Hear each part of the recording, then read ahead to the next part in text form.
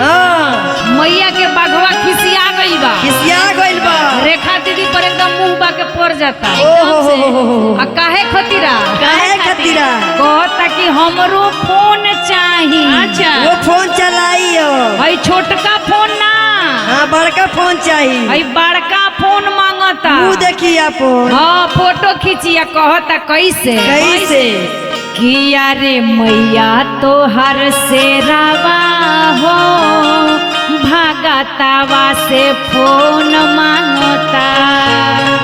किया रे मैया तो हर से रवा हो भागतावा से फोन मांगता मैया तो हर से रवा हो भागतावा से फोन मांगता मैया तो हर से रवा हो भागतावा से फोन मांगता फोन मांगता अरे फोन मांगता फोन मांगता अरे फोन मांगता मैया तो हर बाघावा हो भागतावा से फोन मांगता मैया तो हर बाबा हो भागतावा से फोन मांगता मैया तो हर बाबा हो भागतावा से फोन मांगता और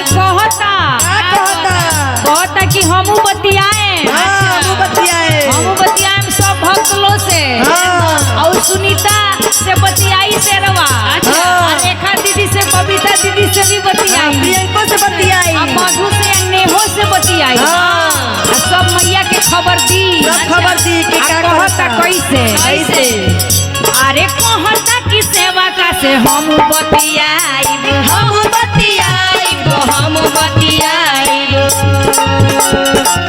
अरे सेवा का के घरे घरे मैया के ले जाई मैया के ले जाई मैया के ले जाई अरे मैया तोहर से रवा हो भजन रिंगटोन मांगता मैया तो हर से रवा हो भजन रिंगटोन मांगता मैया तो हर से रवा हो भजन रिंगटोन मांगता और का कहता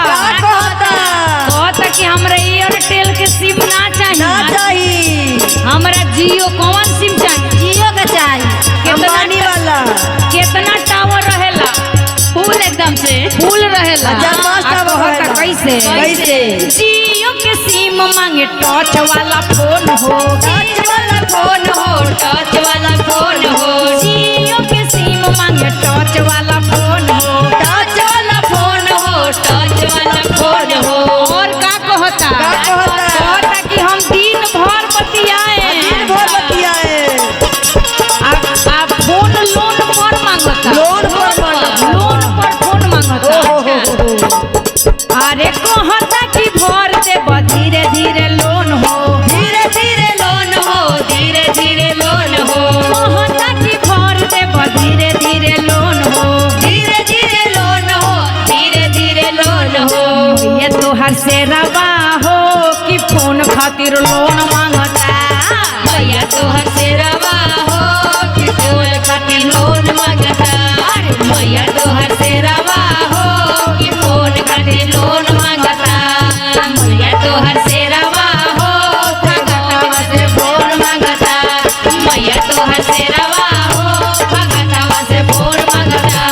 मैया तो हर से रवा हो भगतवा से फोन मांगता मैया तो हर से रवा हो भगतवा से फोन मांगता तो एगो फोन दिया जाओ बगुओ के ताकि सारा कहानी बता दे रेखा दीदी के फोटो खींच के भेज दी जय हो वो सच्चे दरबार की जय हो।